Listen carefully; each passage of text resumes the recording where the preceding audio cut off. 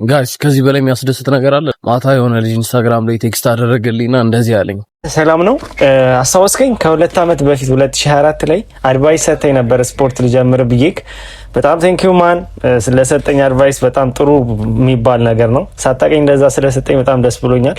አሁን ልነግርህ የመጣሁት 2026 ላይ አሪፍ ሰክሰስ ላይ ስለደረስኩ ምናምን ስፖርቱን ያው ከኔ ጋር የሚሄደውን ስፖርት መርጬ ረኒንግ ነበር የመረጥኩት እንዳጋጣሚ ሳይሆን ውስጥ ያለ ነገር ስለሆነ በዛ ላይ እዚህ ዱባይ ላይ በጣም ሰክሰስ እያደረግኩ እገኛለሁ እና በጣም ብዙ ውጤቶች አምጥቻለሁ። አሁንም በኢንተርናሽናል ሙከራዎችም ልሞክር እየተዘጋጀው ነው እና ብራዘር በጣም ቴንኪዩ ለሰጠኝ አድቫይስ፣ በስፖርቱ ጉዳይ ስለሰጠኝ ነገር ሳላመሰግን ላልፍ አልችልም። ከ2 ዓመት በኋላም ሜሴጅን ብመልሰውም ብጽፍልህም ሰክሰስ ላይ ሆኜ ነው። በጣም ይመቻ አባቴ፣ በዚሁ ቀጥልበት። አንድ ቀን ደግሞ በአካል ኢትዮጵያ እንገናኛለን ብዬ አስባለሁ።